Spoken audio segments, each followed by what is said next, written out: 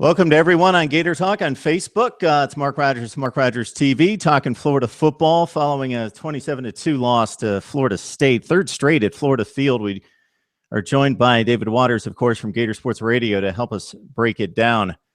David, I don't even know where to start here. I think I'll just you go at it. It was ugly. Yeah, I'll kind of jump off what you said. Florida hasn't beaten Florida State at home since Tim Tebow's senior year. It would be 2009, so it's been that long. Florida hasn't beat FSU altogether since 2012. It's Jimbo Fisher. He has that FSU train rolling right now. Gators were coming in. It was hyped up. Florida set an attendance record last night. But Jimbo Fisher had his Seminoles ready, and Treon Harris for the Gators just was basically showed another dismal performance, and actually probably his worst in my opinion. There were plays there to be made. He had time. Probably the best time he's had, as far as offensive line protection goes, since he's actually started. I think part of that was, I think FSU definitely was not afraid of him whatsoever. They didn't blitz a lot, so I think, they sit back in coverage and made Treon think about where he was going to throw the ball, and that's not his strong suit. It does not suit him. It's, part of it maybe on the coaches, but I can't put too much on them. This is their system.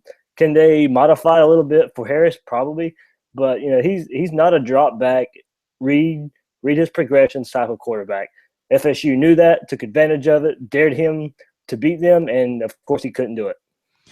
Kelvin Taylor ran 24 times for $136, so on the surface it looked as though the ground game was in decent shape. Lack of explosive plays. Treon Harris's two longest completions, 15 and 12 yards. The lack of Demarcus Robinson in the lineup certainly hurt as well. I got to admit, David, I shut this thing off at around 13-0. Too many other really good games going on. And once it hit that 2-score spot, I just figured, man, it's going to be difficult for Florida to get back into this game.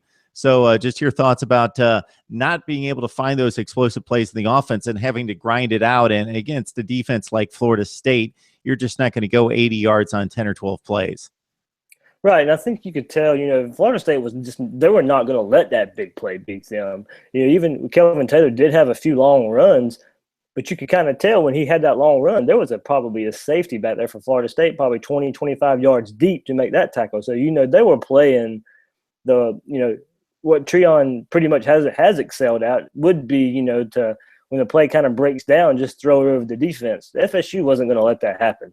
So, but you brought up Kelvin Taylor, and yes, he did play pretty well. Both running backs on both teams were pretty much the playmakers for both teams. But Taylor to me looked.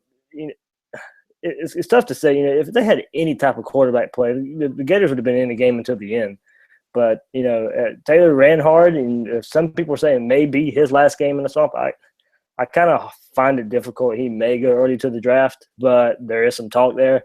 I find that really difficult, but there was no quick passes at all. To help the run game a little bit. Some people say wide receiver screens are basically just an extension of the run game. Florida probably didn't even really throw their first wide receiver screen until I think midway through the third quarter, when it was already entirely way too late. And it was just harp. I hate to harp on Treon Harris, but it really did just boil down to him and him not being able to lead the offense, passing offense, to not do anything. Yeah, 19 completions for $134. You're not getting the ball downfield, as I mentioned. The two longest completions at 15 and 12 yards. If you flip the script and look at the defense, I know the first loss of the season, Leonard Fournette gained about $180. Dalvin Cook in that range at 183. You weren't too concerned about what you saw out of Fournette against the Florida front seven. Your thoughts about Dalvin Cook's rushing yardage last night? Yeah, I pretty much, yes, his stats are there, and I'll give him every bit of that. But that Florida defense in the fourth quarter was completely worn out, and that's where Cook got his yards. I think he only had a little over 30 yards going into the fourth quarter.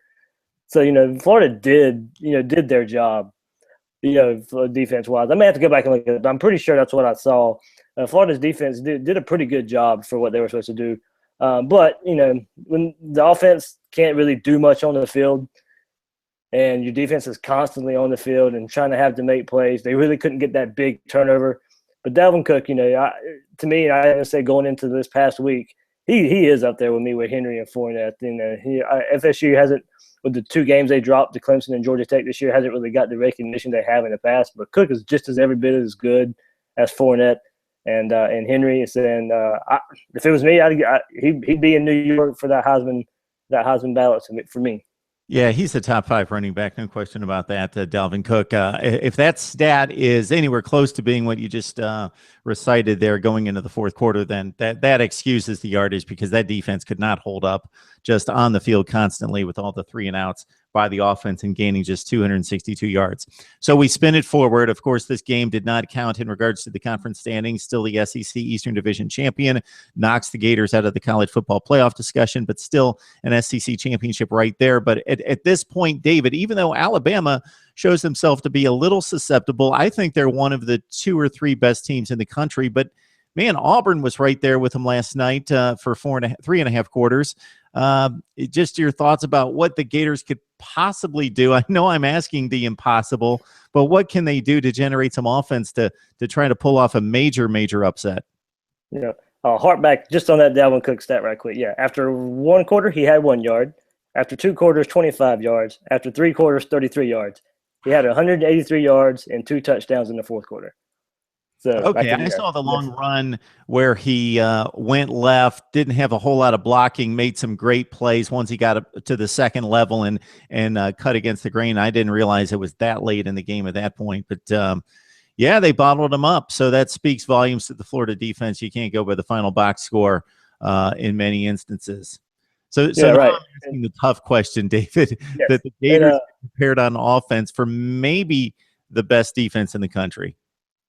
They're not prepared at all. I don't think, since Treon has been thrust into the starting lineup, you've had Georgia, which, he didn't play too bad, but even the defense helped a lot with turnovers and gave the offense very short fields. But then, the terrible stretch of starting Vanderbilt, South Carolina, FAU, and then all culminated last night, this past Saturday against FSU. This Bama defense is by far the best one they're going to play all season. Florida's offensive line held up well against FSU, a very good defensive line, and can compare, against Bama's defensive line. But after what they've been through and been beat up this whole late in the season, I think Bama's pretty much going to feast. They're not going to be afraid of Treon Harris at all, one bit, and I don't blame them. But like you said, Auburn did stay in the game. Auburn's offense hasn't done much this year either. And they found some running lanes. So maybe Kelvin Taylor can get something going, take some of the pressure off. Maybe the Florida offense can stay on the field a little bit. Not having a kicking game reared its ugly head again against FSU. And, so you're probably going to see Florida going for a lot of 4th downs. If they can convert them, can they stay on the field?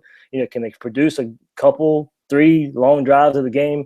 But, it's also going to be – this is going to be, we talked about Fournette and we talked about Cook. Well, now next is Derrick Henry. So it's going to be a lot on that Gator defense as well.